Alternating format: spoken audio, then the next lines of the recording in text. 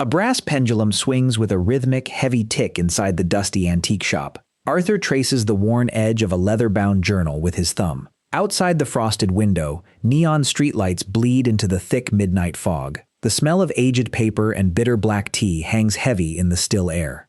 He blinks, his eyelids fighting a losing battle against a crushing wave of exhaustion. Every human being crosses a hidden border when the waking world fades away. A grandfather clock chimes a low, mournful note in the shadowy corner. This daily transition is not a simple flip of a biological switch. It is a descent into a bizarre, hallucinatory twilight zone known as hypnagogia. The ink on the open page blurs into meaningless, crawling shapes. Arthur rests his chin on his palm, trying to focus on the flickering desk lamp. Deep within the neural pathways, a flood of adenosine demands immediate surrender. The shop's cluttered shelves seem to stretch and warp in the peripheral vision. The thalamus, the brain's sensory gatekeeper, begins to slowly pull down its heavy shutters. A moth flutters frantically against the warm glass of the light bulb. External sounds lose their sharp edges, muffled by an invisible layer of cotton. He pushes the heavy wooden chair back, the legs scraping loudly across the floorboards. The conscious mind is actively packing up its bags to leave the premises. A stack of silver coins catches a stray gleam of moonlight on the counter. But before total darkness falls, a spectacular and chaotic light show begins.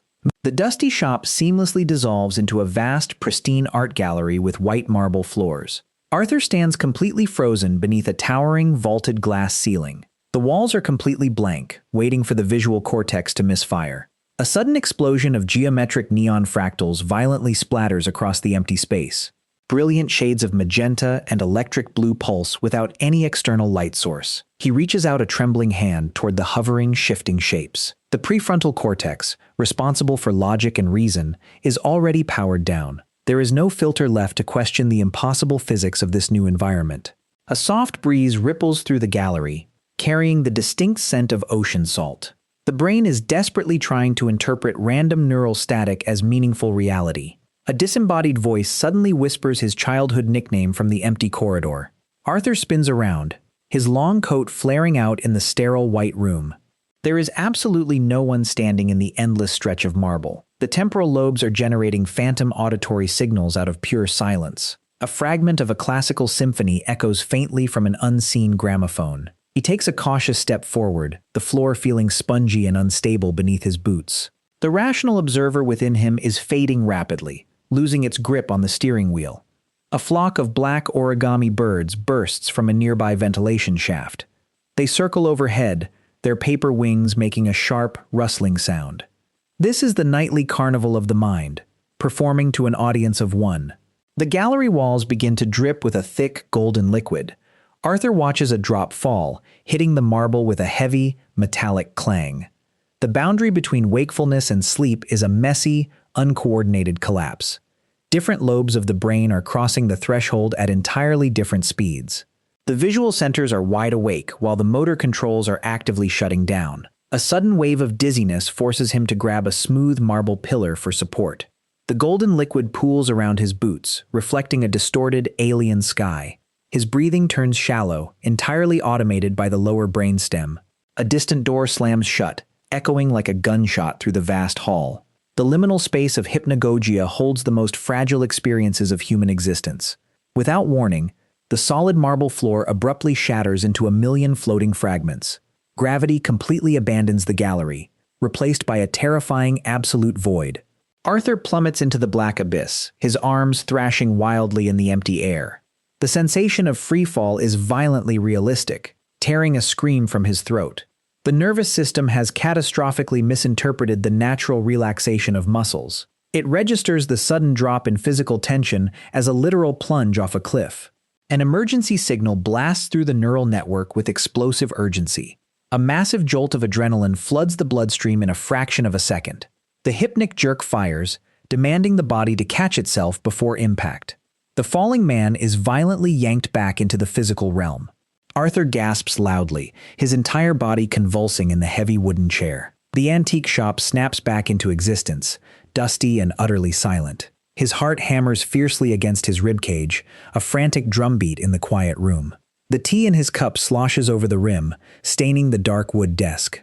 The neon geometric shapes and the vast marble gallery vanish instantly. He runs a shaky hand through his hair, trying to anchor himself to reality. The memory encoding system was already offline during the surreal plunge. The intricate details of the hallucination evaporate like water on a hot stove. A passing car casts a sweeping yellow beam across the cluttered bookshelves. Within 30 seconds, the terrifying fall is completely wiped from his conscious mind. The hippocampus, the brain's chief librarian, refuses to log the event. It dismisses the bizarre neural misfires as irrelevant garbage data. Arthur settles back into the chair, the adrenaline fading into a dull ache. The pendulum of the grandfather clock continues its relentless hypnotic swing. The brain hits the rewind button, starting the delicate shutdown sequence all over again. A heavy blanket of cognitive fog descends over the frontal lobes once more. The temporary awakening was just a minor glitch in the system's nightly routine. He crosses his arms on the desk, resting his heavy head against his sleeves. A small spider spins a delicate web across the corner of the frosted window. The iron gates of the thalamus begin to close for the second time tonight. The wooden desk smoothly morphs into the cold steel console of a spaceship observation deck. Arthur floats weightlessly in the zero-gravity environment, tethered by a thin cord. Outside the massive viewport, a swirling purple nebula dominates the cosmic backdrop. The hypnagogic state returns, painting a new masterpiece on the inner eyelids. A constellation of silver stars forms the shape of a giant ticking pocket watch. He watches the celestial hands spin backward with impossible, dizzying speed. The logical mind is entirely absent, accepting the cosmic absurdity without question. A gentle hum vibrates through the metal hull, soothing the tired nervous system. The brain is playing a random slideshow of disconnected imagery. Faces of strangers flash brightly in the dark void and disappear a microsecond later. A floating droplet of water drifts past his face, reflecting the purple starlight. Arthur reaches out, popping the droplet with the tip of his index finger. The auditory cortex invents the sound of a shattering glass window. There is no narrative thread here, only a chaotic collage of sensory fragments. Proper REM sleep dreams have story arcs and emotional continuity. Hypnagogia is merely the static on the television before the channel fully tunes in. A red warning light flashes silently on the spaceship console. The motor cortex finally completely surrenders, inducing a heavy, comforting paralysis. He cannot move his limbs, floating helplessly in the silent, fictional spacecraft. The observer within is taking its final, gasping breaths of awareness. The vibrant purple nebula slowly drains of its color, turning a dull, flat gray. Arthur's internal narrator stops speaking, leaving an eerie, absolute silence. The mental projector is actively powering down, cutting the feed to the visual cortex. A thick curtain of dark velvet falls over the cosmic observation deck. The transition from the bizarre hallucination to true unconsciousness is seamless. The camera battery finally dies, recording nothing but pure, unadulterated blackness. His physical body in the antique shop is now breathing in a slow, deep rhythm. The antique clock strikes 3 times, but the sound never reaches his awareness. The nightly erasure of the self is executed with flawless, terrifying precision. Every single human mind produces this private, psychedelic light show. A dusty mirror in the corner of the shop reflects the sleeping figure. We are entirely oblivious to the spectacular theater playing just behind our eyes. The brain acts as a ruthless editor, violently cutting the weirdest scenes from the movie. Night after night, the tape is immediately destroyed to prevent cognitive clutter. Retaining these bizarre fragments would severely confuse our waking reality. A stray cat leaps onto the windowsill outside, its yellow eyes peering into the gloom. The sleep state misperception often leaves us unaware of when the border was crossed. Some people lie in bed, aggressively insisting they never slept at all. Yet the brainwave monitors would show them diving deep into the theta waves. The subjective experience of falling asleep is inherently unreliable. The EEG lines would trace a smooth, rolling landscape of slow-wave sleep. Arthur remains perfectly motionless, his face relaxed and entirely expressionless. The internal maintenance crew arrives to clean up the cellular debris of the day. The strange geometric shapes and cosmic voids are locked away in an impenetrable vault. The physical body repairs itself, completely separated from the wandering consciousness. A pile of old letters rustles slightly as the central heating kicks on. The self is suspended in a void, waiting for the morning to stitch it back together. This nightly amnesia is not a biological flaw or a glitch in the human machine. It is a highly evolved defense mechanism designed to protect our sanity. Remembering the terrifying paralysis and absurd visions would breed a deep fear of rest. The shadows in the antique shop slowly stretch and shift across the wooden floor. Hours vanish into the dark abyss, leaving no footprints in the sand of memory. The rain outside eventually stops, leaving the city streets slick and glistening. Deep inside the neural network, the hippocampus begins sorting the actual daytime events. True memories are solidified, while the hypnagogic trash is permanently deleted. Arthur's chest rises and falls with mechanical, automated precision. The brain prioritizes survival over documenting the bizarre transition of states. The 8 hours of absence are the required tax for a functional tomorrow. A garbage truck rumbles down the distant avenue, signaling the approach of dawn. The internal clock detects the subtle shift in temperature and prepares the awakening sequence. Cortisol levels slowly begin to rise, priming the biological engine for ignition. The heavy iron gates of the thalamus gradually start to winch upward. A faint sliver of pale blue light creeps through the edge of the frosted window. The sound of chirping sparrows filters into the newly activated auditory cortex. Arthur twitches, his fingers curling against the hard surface of the wooden desk. The prefrontal cortex boots up, instantly searching for the context of reality. He lifts his head slowly, feeling the stiff ache in his neck and shoulders. The observer steps back into the control room and grabs the microphone. The illusion of a continuous, unbroken existence is perfectly re-established. He blinks against the harsh morning light, squinting at the cold cup of tea. There is absolutely no memory of the white marble gallery or the neon fractals. The terrifying plunge into the dark abyss is nothing more than deleted code. He rubs his tired eyes, entirely convinced he simply closed them a moment ago. The massive gap in his subjective timeline is casually ignored by the conscious mind. A thin layer of dust has settled over the leather-bound journal during the night. The brain has executed the perfect cover-up of its own chaotic shutdown. The victim of this nightly theft is completely unaware that anything was stolen. He stands up, stretching his arms toward the low ceiling of the cramped shop. The joints crack loudly in the morning silence, a harsh reminder of the physical world. The grand cosmic spaceship and the floating water droplets never existed. Arthur walks over to the window, wiping a circle of condensation from the glass.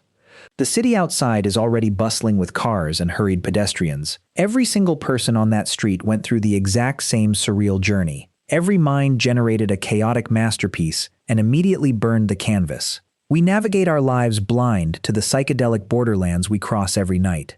A delivery van honks its horn, a sharp and unforgiving sound of reality. The hypnagogic state remains one of the most mysterious frontiers of neuroscience. It proves that our grip on reality is entirely dependent on chemical balances. He turns back to the desk, picking up the cold cup of stained porcelain. The dark liquid swirls, offering no answers to the mysteries of the night. To remember the moment of falling asleep would be to witness our own temporary death. It would mean watching the narrator dissolve into meaningless, disjointed syllables. The brain shields us from this existential horror out of sheer biological kindness. A ray of golden sunlight suddenly pierces through the shop, illuminating the dust motes. The particles dance chaotically in the air, much like the fragmented thoughts of sleep onset. Arthur grabs his heavy wool coat from the wooden rack near the door. The fabric is rough and heavy, providing a comforting, tactile anchor. He steps out of the antique shop and locks the heavy brass deadbolt. The cycle of wakefulness begins anew, driven by the energy restored in the dark. The tab of adenosine is cleared, ready to slowly accumulate once again. The human experience is beautifully flawed, patched together with strategic amnesia. We are visitors in our own minds, routinely kicked out when the cleaning crew arrives. A gust of chilly morning wind whips down the narrow cobblestone alleyway. He pulls the collar of his coat up, walking briskly toward the corner cafe. The secret carnival of Hypnagogia waits patiently in the shadows for his return. Tonight, the marble gallery will rebuild itself with entirely new, impossible geometry. The phantom voices will whisper different names from the empty white corridors. The floor will shatter again, inducing another desperate, unremembered freefall. A barista wipes down a metal table, greeting him with a cheerful, familiar nod. The mundane routine of the day completely masks the profound strangeness of the night. You will never catch yourself crossing the delicate line into unconsciousness. The camera will always power down precisely 1 second before the grand finale. The brain refuses to surrender the terrifying, beautiful secret of its own unraveling. Arthur orders a black coffee, the bitter scent grounding him fully in the present moment. He sits by the window, watching the endless stream of people living their continuous lives. The greatest lie we tell ourselves is that we are always the same person. The gap in the tape is a necessary feature, not a tragic bug in the system. Embrace the missing footage, for it is the only reason you can function today. The nightly erasure is the ultimate act of mercy performed by your own mind. Tonight, you will vanish into the glitch once more, and you will remember absolutely nothing.